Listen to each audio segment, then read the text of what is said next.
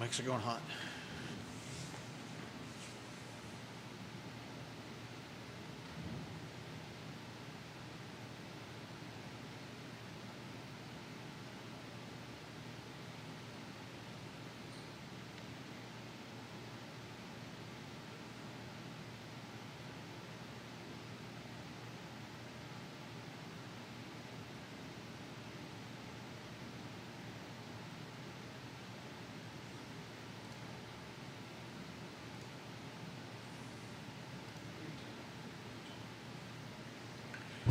Hello, everyone. Welcome to the I Love CVille show. We're happy to have you joining us today. It is a little bit gray, but I think we're only going to get a little bit of rain today. The rest of the week, I'm not so sure. Could be a lot worse. But that's what you get. We're heading out of summer and into All right, Weatherman fall. Judah, let's get to the news. Yeah. Let's get to the news. Daily progress, Creed Deeds, would you say up in the tempo? I'd say he's keeping the pressure on. Yeah. And props to Creed Deeds. I think we called for him to do just that on this show. I'm not sure it'll do any good. We said, Creed Deeds, what you've done is pretty much show that you either can flex power here or show that you have very little power here.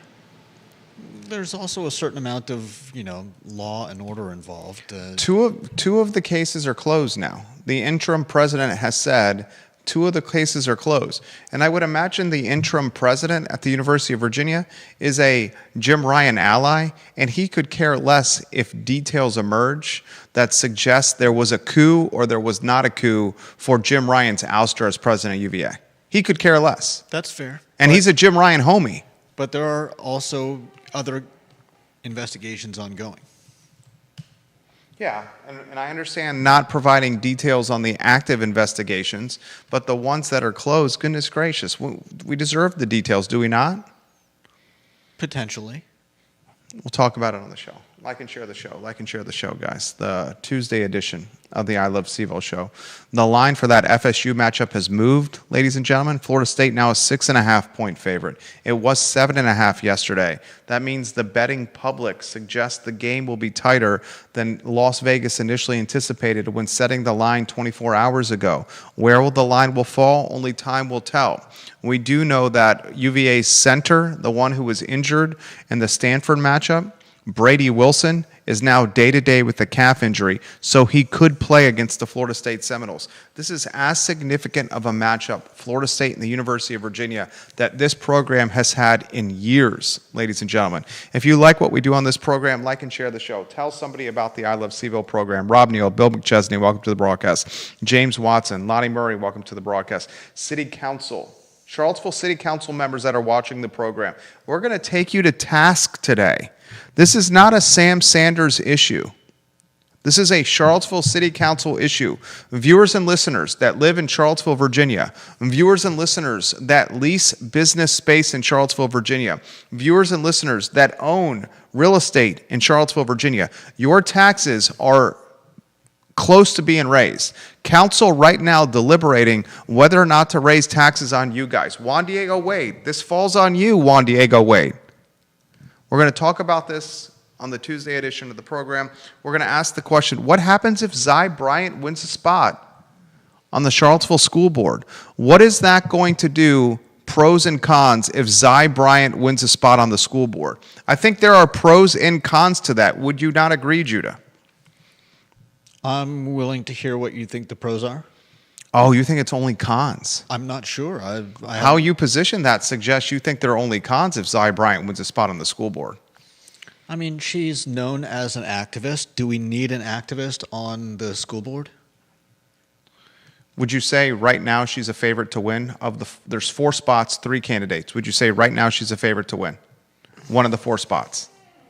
She's definitely got name recognition. 100%. I don't know that she's a favorite to win. You love the phrase, I don't know. Because I'm lacking enough information to make an informed decision. You follow this as closely as anyone in this community because of this program. So if there's anyone that can make an informed decision on this, is the one that reads the news cycle and follows the political trade winds closely like you. And the viewers and listeners listen to us for informed opinions. That's the whole reason people listen to the program, for us to have an informed opinion. All right, we're going to have some fun today on the Tuesday edition of the show. Judah Wickower, yours truly, Jerry Miller. We can rock and roll when you're ready. Quiet on the set.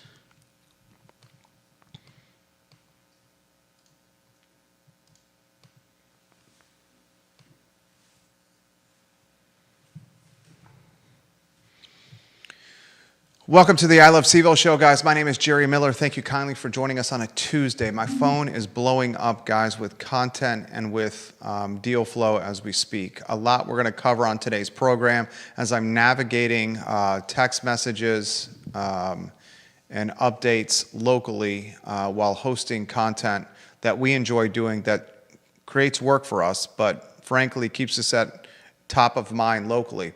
A lot I want to cover on the program. I'm going to ask you this question. If Ziana Bryant, the activist, the one known for the Robert E. Lee statue removal in Market Street Park, the one known for tarring and feathering Morgan Benninger, the UVA student, with a Black Women's Matter march and activism on Water Street years ago that led to Morgan Benninger being expelled from UVA, Ziana Bryant's running for school board. What happens if Ziana Bryant wins? What are the pros and cons for the Charlottesville public school system if Ziana Bryant, in a Democratic setting, get the most votes? She doesn't even need the most votes. She needs to finish in the top 3. There's 4 candidates running for 3 spots. Yeah. 2 of the 4 candidates are incumbents. 2 of the candidates, including Zy Bryant, are first-time runners for the school board spot. One of the 4 is Deshad Tippy Cooper. I would imagine Deshad Cooper, who's already been hammered and annihilated with his pursuit for council, a spot on city council, in a past election cycle. I would imagine of the 4, Deshad Cooper has the longest shot of winning. I think Emily Dooley and Lisa Torres, the incumbents, have name recognition and the value proposition of being incumbents. And Zy Bryant, if I had to pick, Judah, who's going to get the most votes of the 4, I'm going to go Zy Bryant gets the most votes. Then I need to ask you, the viewer and listener, what will that do to public education locally in Charlottesville? How will it impact the wealthy families in the city who can afford private school education but are sending their sons or daughters to Charlottesville High School? Charlottesville High School, we'll cut to the chase, from an AP standpoint, an advanced placement standpoint, an honors standpoint, Charlottesville High School is known for having a fantastic advanced placement track for high achievers.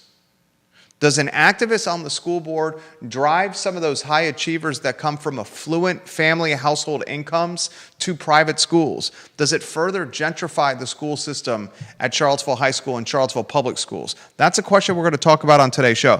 We're going to talk Creed Deeds, the state senator. Boy, oh boy, Creed Deeds is how would you say this? Growing a pair? Creed Deeds is growing a pair? You think that? You think that sounds right? Are you on a 2-shot over there? No. You don't think growing a pair sounds right?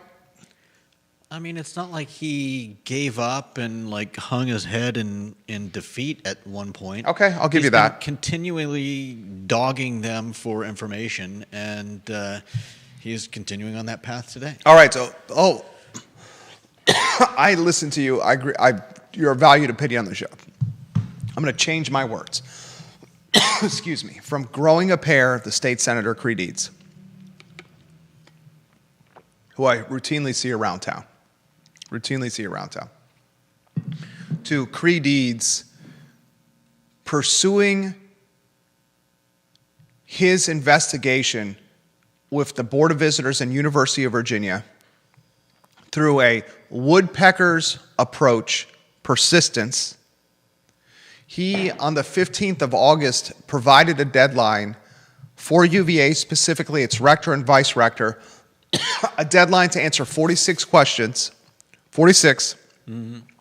on what led to the resignation of Jim Ryan, and how closely the rector and vice rector worked with the Department of Justice and the Trump administration to ouster Jim Ryan. That deadline yielded zilch, zero, nada. Creed Eads, his 46 questions, yielded absolutely nothing. And it looked at that point that Creed Eads was emasculated of influence and power and was nothing more than a suit in Richmond that was trying to talk the talk but could not walk the walk. Now Creed Eads, the institution, a generation in local government as an elected official, Creed Eads, is saying, I'm going balls to the wall here and I'm going after this information. And you're going to do this through a FOIA. You're going to give me this information. Interesting wrinkle here. The interim president, who replaced Jim Ryan on an interim basis, he said at the Board of Visitors meeting last week, some of these investigations with the Department of Justice and the University of Virginia are now closed. And he said that, the interim president, on the record. And he did that, I would imagine, strategically, because the interim president, we are to believe, is an ally of Jim Ryan. And as an ally of Jim Ryan, he has no reason for the information not to be out there on what led to Jim Ryan's resignation. So Creed Eads captured, jumped on it, catapulted on the interim president, saying, 2 of these investigations are closed. And now Creed Eads is saying, rector and vice rector, I'm going to FOIA you. And you're going to give us that information whether you like it or not. A tough spot to be the rector and vice rector right now. I equate it to the eggs that are in the carton in the fridge, and the parents come out of their bedroom in the morning and decide, do we want to eat the Cinnamon Toast Crunch for breakfast, the Lucky Charms for breakfast? Do we want to have a bagel for breakfast, or do we want to have hard-boiled eggs? And the rector and the vice rector are the eggs that are sitting comfortably in the fridge at very cool temperatures, that are literally being pulled from the sub-zero, taken out of their carton, and about to be dropped into boiling hot water to create a hard-boiled egg breakfast for mom and dad and Ivy. And that's where the rector and vice rector are, with Creed Eads taking these eggs out of the sub-zero and close to dropping them in boiling hot water, because the Freedom of Information Act requests, it's a public university, they have to provide those correspondence, that communication and those details with the rector and vice rector, and whether or not they were in cahoots with the Department of Justice and the Trump administration and the firing of Jim Ryan. And good night. Can you imagine the backlash? Can you imagine the Young and the Restless soap opera if the communication suggests the UVA rector and vice rector, while they were on the Board of Visitors, prior to being named rector and vice rector as they are now, they were previously on the Board of Visitors before they got rector and vice rector positioning and recognition. If they were working in conjunction with the Trump administration to have the president fired, and if they were the hatchet women for Glenn Youngkin and for the Trump administration, can you imagine the content we would have on the I Love CVille show for months to come? And how that would drive the news cycle? Good Lord, part of me, Judah, and by part of me, I mean my entire being, Judah, wants to see Rachel Sheridan and Porter Wilkinson, the rector and vice rector, in cahoots with the Trump administration and the DOJ to ouster Jim Ryan.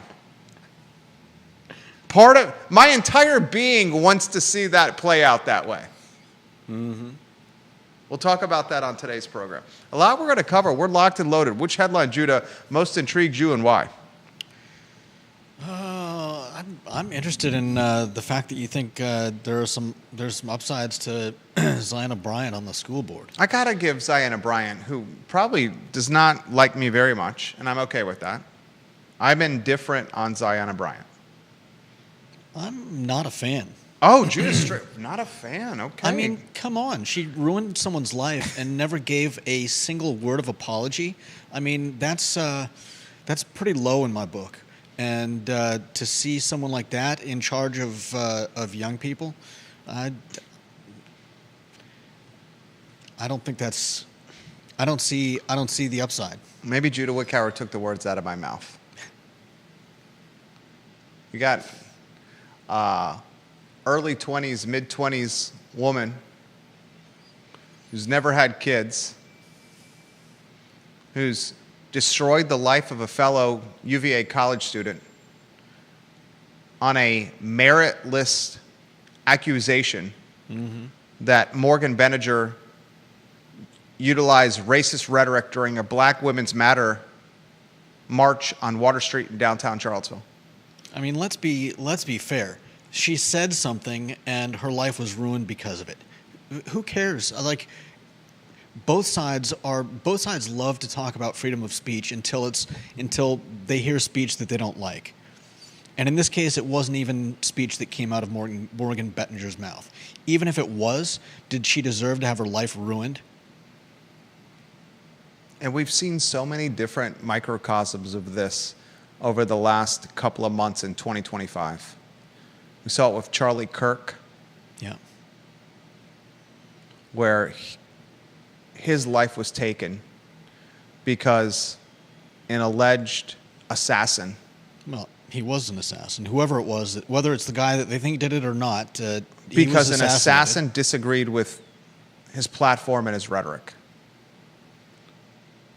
We saw it with Morgan Benninger and Ziana Bryant.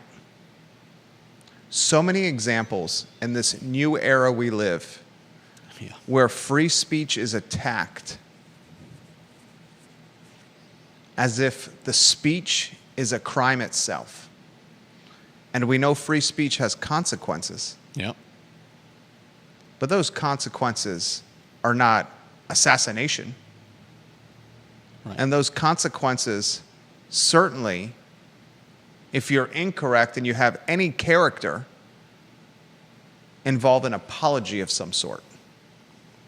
And Ziana Bryant certainly did not offer that to Morgan Benninger. None that I'm aware of.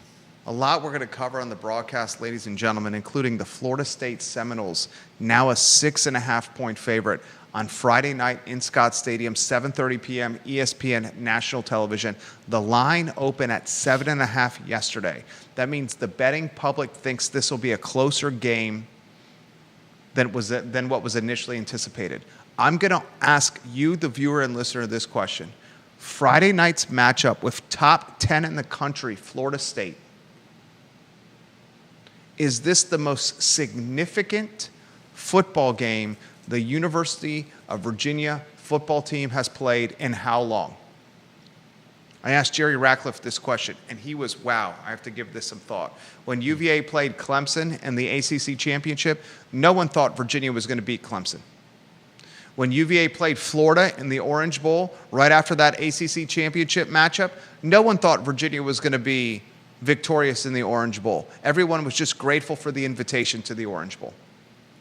Friday night, there's some folks that legitimately anticipate UVA could upset Florida State, including folks on the coaching staff.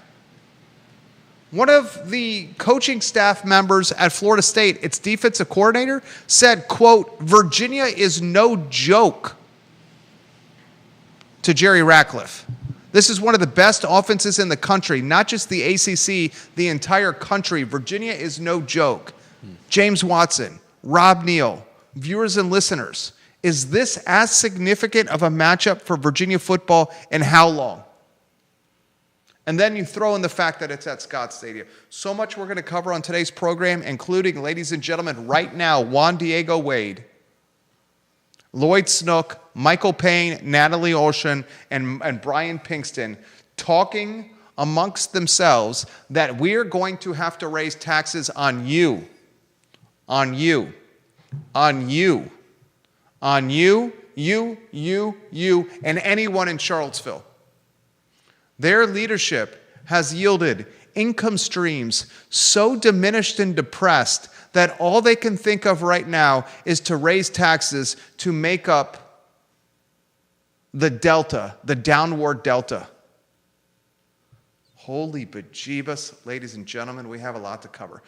Zy Bryant's yard signs, a product of Sir Speedy of Central Virginia. The banner behind me, a product of Sir Speedy of Central Virginia. The storefront window at the I Love CVille studio, a soon-to-be product of Sir Speedy of Central Virginia, a position that we're pursuing on the downtown mall, and its signage, soon to be a product of Sir Speedy of Central Virginia, locally owned and operated. Conan Owen, the Darden School graduate, Sir Speedy of Central Virginia, who you call for your signage needs. Conan Owen, Sir Speedy of Central Virginia.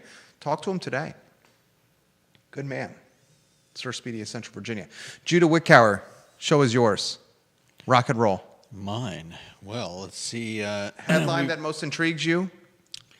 I'm most intrigued by Cy Bryant and the school board seat, although talking about Creed Deeds continuing his push for investigation information from UVA is certainly noteworthy.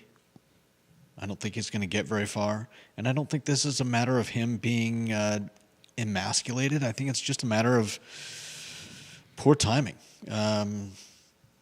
We keep hearing that there are investigations going on, and they are not allowed to.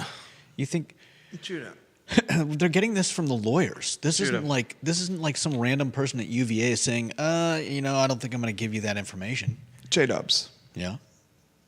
my friend, Yes. my colleague of nearly 15 years here at the Miller here. Organization, a man that has become trusted because of his metronome-like consistency with his commentary, the yin to the yang of mine. When Creed Deeds insisted that the rector and vice rector answer 46 questions, he knew the investigations were going on. To say that it's not fair to Creed Deeds because the investigations are going on is bogus in my opinion. Well, Because so he posed those 46 questions while the investigations were active. he may not have been completely. In fact, the fact is that there are several investigations going on with DOJ, apparently, and without being a part of those investigations, how would he have intimate knowledge of them? Because he's not a moron. Well- Because he's a state senator. Well, then because when he asked the 46 questions and he was questioned by the media about the basis of the 46 questions, specifically the Daily Progress, his exact words are, I'm in touch with active Board of Visitors members. I'm in touch with previous Board of Visitors members. I'm in touch with the 1% that donate the tens, if not hundreds of millions of dollars to the university. I'm in touch with the players that are telling me what's going on. So he has conversations with the players that are telling him what's going on at the University of Virginia, and we're led to believe that they didn't say to him the investigation is active and you're going to get stonewalled? Well, then let's follow that to its logical conclusion. Is he a fool for posing those 46 questions, knowing that there were ongoing investigations? He's not a fool for posing those 46 questions. Where he looked foolish was the gap between posing those 46 questions, not getting a response after his August 15th deadline, and this time period of purgatory where he waited to follow up on the 46 questions. Then this program, the I Love CVille show, called Creed Deeds out. And we seen Creed Deeds. You look like an emasculated politician who has no influence and clout if you do not pursue this investigation. My exact words on this show documented. And now, this past week, at close of business last week, he decides to follow through on the FOIA to get the nitty-gritty. I think Creed Deeds started realizing that he was going to look like a numbnuts if he did not follow up on these 46 questions with an actual investigation, because it looked like window dressing at best. So you At think, worst, it looked like pomp and circumstance to try to offer his constituency the perception that he was doing something, when in reality he asked the 46 questions at a time when he could never even get the answers. so you think with the FOIA request, he is going to get all the information he wants? Well, he has to now. Has to? Freedom of Information Act request of a public university, the communication between the current rector and vice rector, if they were foolish enough to document that communication on the record, in email, or in correspondence that could be tracked paper trail wise, he's going to get that information. Now, I don't know the rector and vice rector from Adam or Eve, okay? And I don't know if the rector or vice rector have eaten from the forbidden fruit to be casted out of the garden. And in this case, the forbidden fruit, eating from that tree, would be corresponding and documented trail in conjunction with the DOJ, in conjunction with the Trump administration to oust Jim Ryan. If they decided to chomp on the apple, and that apple chomping led to communication with Trump and with the DOJ, this is how we're going to kick Jim Ryan out, the hatchet women of Glenn Youngkin, then these folks deserve to be bounced from the garden. Okay. And if they're bounced from the garden, Porter, and if they're bounced from the garden, Rachel, that's going to be a story of monumental proportions, ladies and gentlemen. And this is how, go ahead here, go ahead. We're already short Board of Visitors members. Already right now. And this is how this story is going to play out. Creed Eads, who goes from an emasculated numbnuts looking for answers to 46 questions during an active investigation when the board is saying we can't give you these answers, and then he's waiting more than a month to follow up on a deadline that was passed. Now he's going from emasculated numbnuts to persistent as a woodpecker with his investigation. And if he gets that information, and it's proven documented-wise that Porter and Rachel worked in conjunction with Trump and the DOJ to ouster Jim Ryan, then you have the most significant story in University of Virginia history, period. This story will trump white-collar racketeering with UVA Health, fraudulent billing, medical chart changing to maintain performance standards and drive top-line revenue. That story would get trumped, pun intended. It would trump pepper spraying pro-Palestine students on grounds. That story would be trumped. Sadly, it would trump the 3 murdered football players. If Youngkin or Trump empower or direct 2 Board of Visitors members to serve as their hatchet women to oust the school president, and they're numbnuts enough to document that communication in any kind of FOIA landscape, we have the most significant story in the University of Virginia history, period. Period. And it's interesting how we've gotten to this point. In part, this past Board of Visitors member, whether it's strategic, whether it's conscious or subconscious, the interim president said, hey, 2 of these investigations are over. So we got closure here. Could probably get that information. And you know he's a Jim Ryan ally. John Blair watching the program, number 2 in the family, his photo on screen. He says, welcome back, guys. Gosh, it's good to be back, John Blair.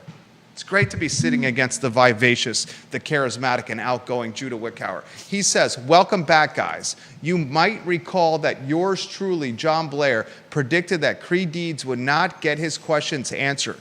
I also said that he would then file a FOIA request. Here's what's likely to happen next. UVA will respond and cite the personnel and legal advice FOIA exemptions withhold voluminous documents.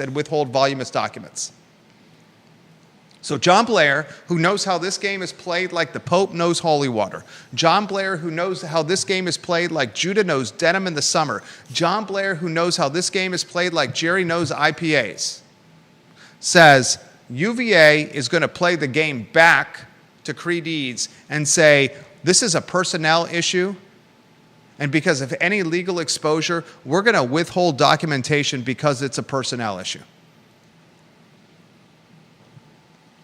Someone's covering something up. It's easy for it to look that way. Judah, where there's smoke, there's fire. Okay. Judah, this is a campfire roasting so significantly that Smokey the Bear is concerned about acreage getting burned down. It's not a campfire where some s'mores are being toasted. Oh. It's a campfire where the Hershey's, the marshmallow, the graham crackers, the tents, the coolers, the bottle of bourbon, the sleeping bag, the entire family, and about 1,000 acres are on the cusp of being burned down. Wow. And they're hiding it. They're hiding it right now. You know this. Viewers and listeners agree or disagree. Make your point for why it's not a conspiracy, Judah Wickower. I trust your opinion.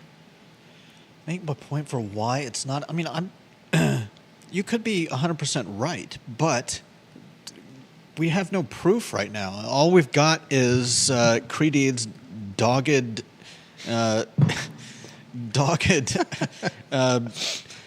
relentless push to get information from UVA, and we have continued stonewalling. But a lot of that is from the UVA, UVA's own lawyers. And I doubt that the lawyers are. Creed Deeds is a lawyer, by the way. You know that. He is a lawyer. Yeah. Okay.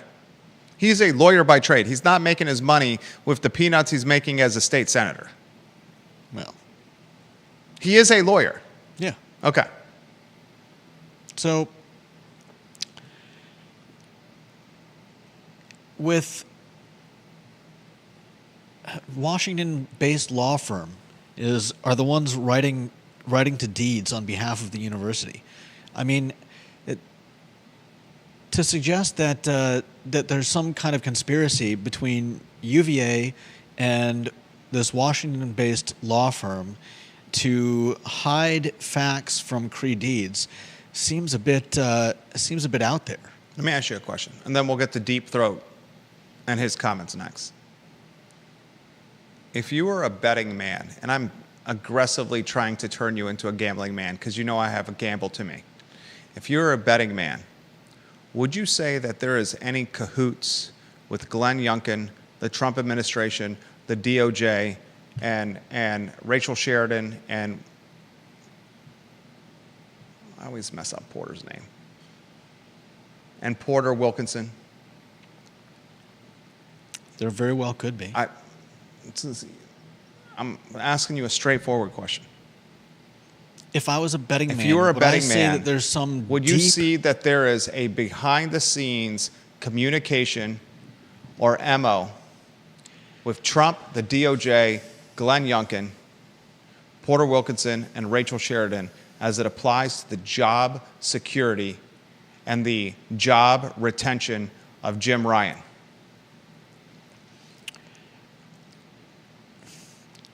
I want to ask questions. I'm sorry. I want to ask questions. Did Porter and Rachel? Did Porter Wilkinson and Rachel Sheridan push President Ryan out? Did Porter Wilkinson and Rachel Sheridan work in conjunction with the DOJ and an attorney working for the Department of Justice that was educated at the University of Virginia Law School to ratchet the heat up so high against the university by leveraging federal funding, hundreds of billions of federal funding allocated to the University of Virginia for research and for employee salary, right, with the sole mission of making the seat so hot that Jim Ryan says, enough already, I'm done with this. Knowing that he also would get 13 months of paid compensation at his presidential pay, which is 13 months at $1 million a year in salary compensation. Okay, but plus a position at UVA to work as a teacher where he's going to work even a fraction of the hours. Okay, but that leads me to the question, why would the president or the DOJ need to work with Rachel Sheridan and Porter Wilkinson, much less with Governor Youngkin, in order to, as you say, ratchet up the pressure on Jim Ryan? Because they needed the DOJ, they needed the BOV, to also potentially put pressure on Ryan from that side as well. Remember, before Ryan resigned, there was pressure from the Board of Visitors to eradicate diversity, equity, and inclusion.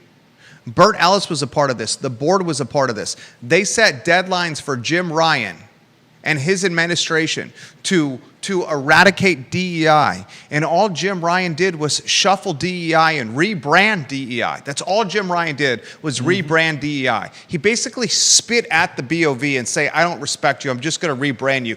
Do something about it.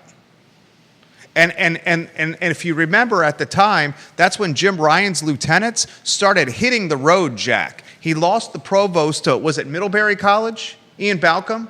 Something like that. The head of UVA Health resigned for the white-collar racketeering. Then he loses the head of the hospital. Then he loses the dean of the medical school. He starts losing people in the UVA Foundation left and right.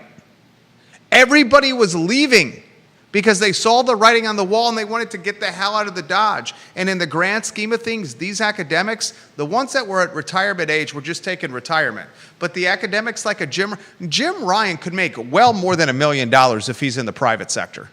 He's even said on the record multiple times, making a living as a school president is no living at all. He said that multiple times on the record. I think some people would argue. What? You have you don't sleep? You age at the clip of a president upon entering the White House and then leaving the White House? Look at how much the man has aged. You're constantly in the news. What, you're going to say it's the $1 million? I didn't say anything. We're at the 106 marker, and boy, oh boy, do we have a lot more to cover. Cree Deeds, you listen to the program. Cree Deeds, you watch the program. Cree Deeds, I know you do because I've been told you do. I want you to listen to me, please, Cree Deeds. You follow up on this FOIA request, and you figure out if Wilkinson and Sheridan were the hatchet women of the DOJ, Trump, or Youngkin. And if they do what Mr. Blair has said, where they're not going to release the information because it's a personnel issue, then Cree Deeds, you find another solution, and that's what you do by trade. You're an attorney. Because if you did all this for the perception for your constituency that you were trying to do something, then that makes you look weak. And in 2025, we can see through those ploys. We can see through those ploys, sir. Next headline. Judah Wickhauer's lower thirds are being rotated on screen. What's the next one? Oh, let's see. Vanessa Parkhill says this, her photo on screen. How is in cahoots defined for the purpose of this conversation? Does complying with DOJ requests equal in cahoots? Yeah. Or would there need to be some evidence of malice? That's a great question. That is a great question. I think Go ahead. That's one of my issues with all of this is that, like you said, they weren't in their current spots as rector and vice rector. What could the DOJ possibly have needed them for? But they were on the board. Yeah, I know that. And being on the board, I serve on a commercial condo board.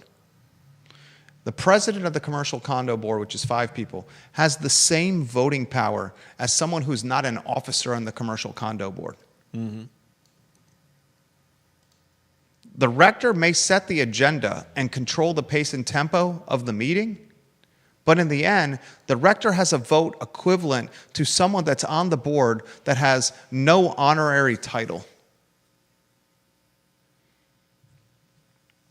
Deep throat. Based on my experience with FOIAing the city, I do wonder how good document email retention is on the Board of Visitors.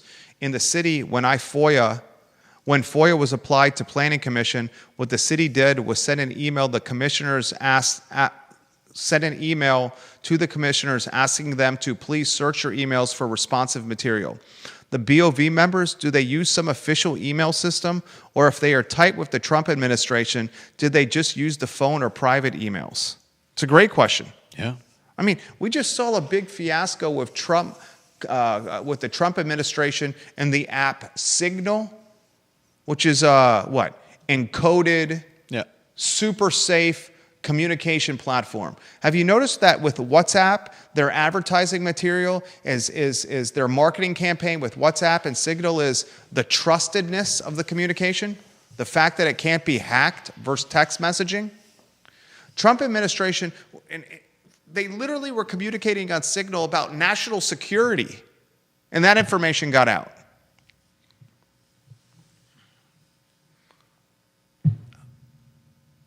Folks deserve to know the truth.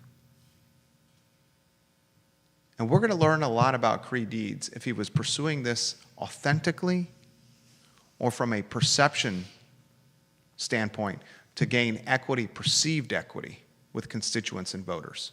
Or does he authentically, genuinely care what happened at the University of Virginia? The next headline is, Zy Bryant?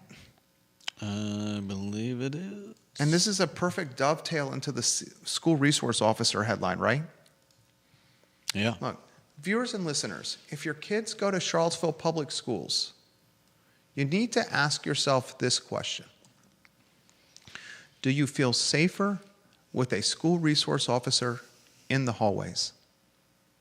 And if the answer to that question is yes, then you don't vote for Zy Bryant. If the answer to that question is no, then Zy Bryant probably gets your vote. School resource officer is one of the key platform points of this election. Emily Dooley, the incumbent, for example, is a pro-school resource officer person. Then the Gillikin gang, Shannon and Matthew, led a campaign against school resource officers, and I believe the number in each school or total went from 4 to 2. It was going to be 4. I believe they're discussing cutting that down to 2. And correct me if I'm wrong. It's not per school, but it's in the system in totality. I think it was originally with the 4. It was going to be 1 in the high school, 1 in the middle school. 1 I think was a floater, and I can't remember what the exact role of the 4th was going to be. But it was a 4 total. Yeah. And now they're cutting it to 2. Yeah. Because of a campaign against safety. Because school resource officers are a pipeline to prison. A pipeline to prison for pupils. I can do a better alliteration than that. A pupil pipeline to prison. A pipeline to pupil prison? A pipeline to prison for pupils. I call BS on that. What's a pipeline to prison? Cause in trouble. A pipeline to prison is not SOHCAHTOA or A squared plus B squared equals C squared. A pipeline to prison isn't who killed Abraham Lincoln. Do you know who that is? Yeah. John Wilkes Booth? Or John F. Kennedy. You know who that is? Yeah, I do. I'm drawing a blank. Shoot up. Sorry, I'm drawing a blank. Lee Harvey Oswald. Yeah. I knew it was going to be 3 names. Lee Harvey Oswald. That's not a pipeline to prison. A pipeline to prison is causing trouble. It's not the SRO. Yeah.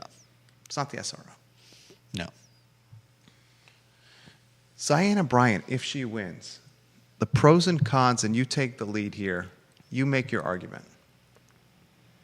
I mean, pros and cons of Ziana Bryant. As you mentioned, she is going to be against SROs. I think that's a mistake, but I don't have any kids in school, so I'm not the best person to ask. Still, I think. But you have practicality and common sense. SROs are good for the schools, and knowing the chief of police, Mike Kochis, I know. Saw him today. Had a great conversation with Chief Kochis today. Fine man. I know that he doesn't want to send people in to bust kids and send them to juvie or get them in trouble. He wants to keep order in the schools so that the schools can run efficiently, and so that teachers aren't shouldered with doing an onerous task that they shouldn't have to do, which is the job of the SROs. Keeping order in hallways and classrooms should not be something that a teacher has to take on as a secondary job assignment. That's not why they become teachers, and they shouldn't have to do that. Having an SRO in the school means that there is someone who can be a voice and a figure of authority, and this kind of goes back to the city hall, city council not wanting to pass the ordinance. When the police have a framework over which they can do their job, things tend to run smoothly. Having SROs in the school with the ability to take action when action is necessary is better than having them not there and having teachers fill that role without any authority to do anything. We don't want teachers getting into fights with students. We don't want teachers having to try to decide how to defuse a situation that they're not trained to defuse. There it is. In the grand scheme of America, the police historically have not been our enemy. Have there Some been would argue have there against been that. bad apples? Absolutely. Have there been examples of stepping out of bounds or out of the law or policing in the absolute wrong capacity? Of course there have been. Just like there's examples of folks that are men and women of God doing terrible, terrible things that they should not do. But those small data points are not reflective of an overall trend line. And since Kachis has arrived in Charlottesville, the police department has performed admirably and above board. Yeah. Because they're a reflection of the leader of the department, Kachis himself. Amen. Saying that putting an officer in the school is a pipeline to prison for pupils is akin to saying she walked down the street late at night scantily clothed and that's why she got raped. It's a bogus correlation. It's absurd. Yeah. It's absurd. The person that committed the rape is to blame for the rape. The person that committed the trouble in the school is to blame for the trouble in the school. It's not the clothing or the officer in the hallway. A vote for Zy Bryant is a vote for no SRO. Yeah. Pros and cons, Zy Bryant winning, you will see affluent students pulled from the school system, mark it down, and positioned in private schools, mark it down. A vote for Zy Bryant, positive side, you will see disenfranchised students, financially marginalized students, historically marginalized students because of skin color, champion, maybe to tunes they never have before. What do you think that looks like?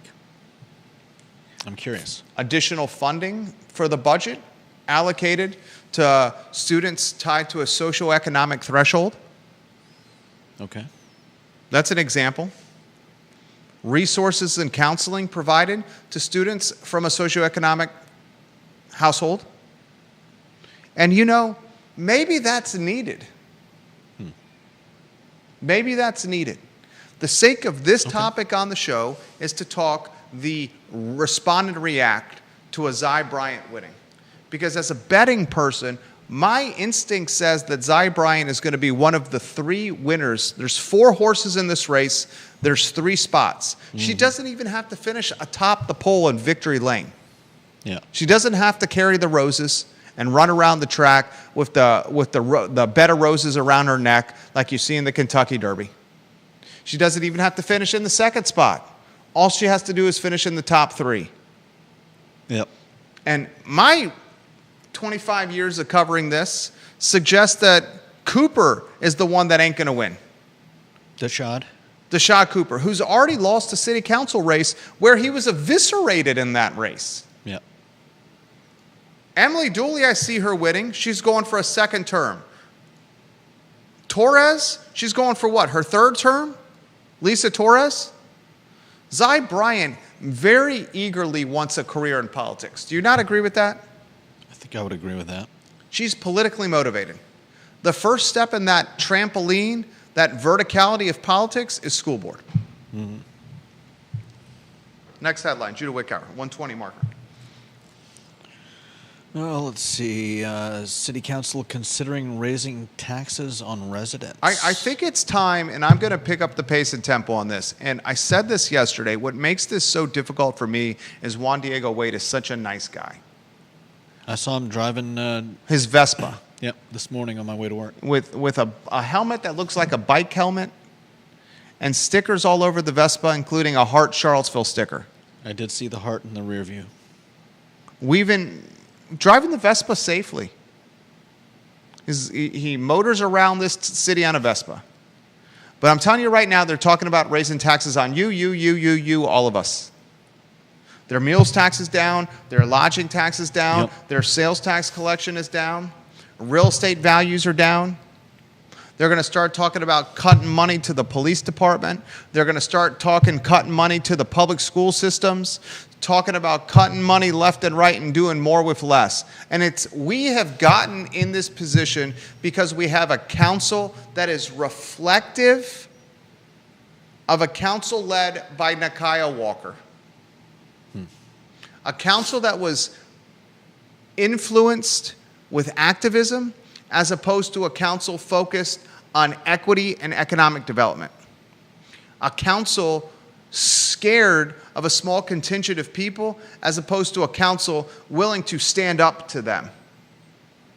The council that came out of the disastrous Nakiah Walker era was a council that was thick-skinned, a council that was bold, that made government boring and the background consistent and predictable, one led by Lloyd Snook.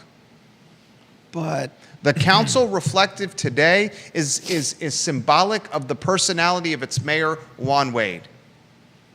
Far from thick-skinned, far from trailblazer, and certainly one that in 5th, 6th, or 7th grade had his Lunchables and had his cheese stick and had his Gushers fruit snacks bullied from him next to the swing set by the schoolyard bully. He did not enjoy his Gushers fruit snacks. Most of his Lunchables, the slices of meat and the cheese, were eaten by Billy the bully. And that cheese stick, where you could pull the layers of cheese off, the mozzarella stick, and goodness, each cheese layer that you pulled off was so delightful and delectable, that string cheese. Juan didn't enjoy that. Billy the bully did.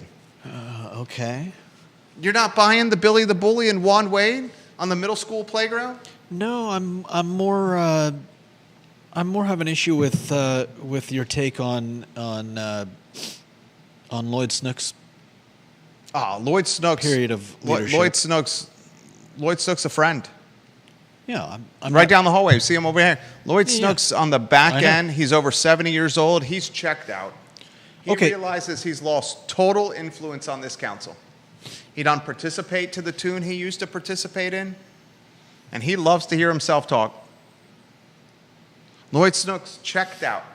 He's on his second term. He's like, goodness gracious, don't rock the boat. I got my legacy on Wikipedia cemented. I'm just going to do nothing here and get to the end, and I'm never going to run again. This town is cuckoo for Cocoa Puffs. Warrior AG, your comments coming up. Deep Throat, your comments coming up. Print, radio, and television watching the program. Charlottesville Sanitary Supply, 61 years in business. Online at East High Street. Charlottesville Sanitary Supply has been in business for 61 years. The John and Andrew Vermillion are honest, they're communicative, they're trustworthy. They knew sanitary like Judah knows denim, like Juan Diego Wade does not know string cheese. Charlottesville Sanitary Supply, online at charlottesvillesanitarysupply.com. Warrior AG has this to say. Teachers not only lack the authority, they also lack the de-escalation training to solve these troubles at school. He's 100% right. He says, defund the police is tied to no police in the school. That's tied to boys and girls in locker rooms and all the other dumb stuff that we see from the left, Warrior AG's words. And he says a vote for Spanberger is a vote for Bryan. It's one of the same. Warrior AG, my bet is Spanberger beats Winsome Earl Sears by more than 8 points. 8 percentage point delta with Spanberger over Winsome Earl Sears. Deep Throat's comments at the 125-minute marker. I got a 1:30 conference call.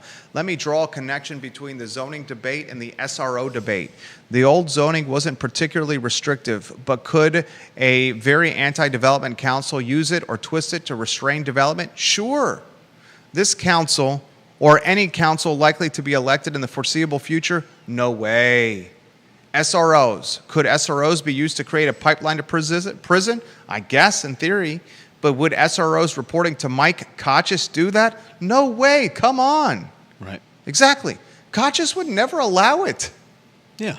Dude, I was talking with Chief Kochis today outside the post office for about 10 minutes. Literally had a friendly conversation. As I'm having a conversation with Chief Kochis, we're talking about the Q&A at Violent Crown the previous week, this past week. 4 or 5 people just walking by talking to Kachis. You had the guy that was the houseless guy that had the service dog who knew who he was. Yeah. You had someone asking him about falling on the downtown mall and how she could report falling on the mall because she got a boo-boo on her elbow. You got the business. So literally, the man is a golden god. If Mike Conscious walked into the Aberdeen barn tomorrow, there would be half a dozen people at the Aberdeen barn saying, we're going to buy you a steak dinner, a martini, and whatever you want for dessert, and it's on us. Pipeline to prison. Pipeline to prison is so cliche. We hear so much word salad. Like last week, the plan is to plan. The pipeline to prison. Yeah. The criminalize the homeless. The activists in this town, with the pipeline to prison on the SROs, with the criminalize the homeless with the homeless ordinance, are using every word salad in the book. Pipeline to prison. Criminalize the homeless. ABC, easy as 1, 2, 3. Anything else you want to add to this?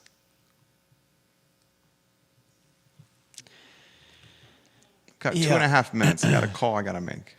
The only reason I push back on what you were talking about with Lloyd Snook is that you say it was quiet and it was efficient, but we still have all these problems that were not resolved during his term and are continuing today. And you disagree? I disagree. Okay. Disagree. He made government boring in the background and predictable. Coming out of one of the most tumultuous eras in Charlottesville history, Nakia Walker. So you're saying his only job was to right the boat? Yeah. Stabilize the organization. Okay. And he stabilized the organization. He did. All right. Juan Wade is is this his first term or his second term as mayor? I think it's his first. First term, right? I believe so. Okay. Since Juan Wade has taken over as a mayor, activists have become more emboldened. And he doesn't stabilize like Snook did. Look at the meeting a couple of weeks ago. Is it Microcosm? Where he allowed people to be verbally assaulted, including his police chief. Yeah. I'll close with this. Friday night, Florida State hit Scott Stadium. The line started at 7.5 on Monday. It's now 6.5. Is this the most significant game that Virginia football has played in a generation?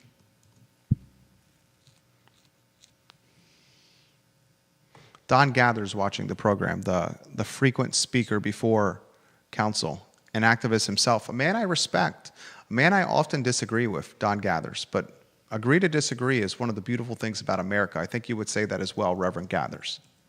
He says, this particular iteration of council is absolutely nothing like the council led by Mayor Walker. And Don Gathers says, possibly the tax hike is because of the $49 million thrown to the prison. Perhaps the prison allocation was a misappropriation of funds. Jim Hingley, who listens and watches to this show, would say otherwise. He would say otherwise, Don Gathers. But I understand that was a lot of money for the prison. Don, I would close with this, sir.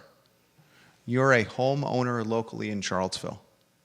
Sales tax collection is down. Meals tax collection is down. Tourism dollar collection is down. Lodging taxes are down. Your home that you live in, Mr. Gathers, has lost value to the tune of 4%, probably year over year. I would bet you, Don, that's a large portion of your retirement. Your home value is down, sir. And in about 4 or 5 months, council is going to say to you, Don Gathers, give us more of your money. Because guess what? We're down with our budget. So we're going to take some more of your money, Don. We're going to take some more of Judah's money, some more of my money, and more of all your money. Because how we've led this city has caused all our revenue streams to fall and year over year operate at a deficit.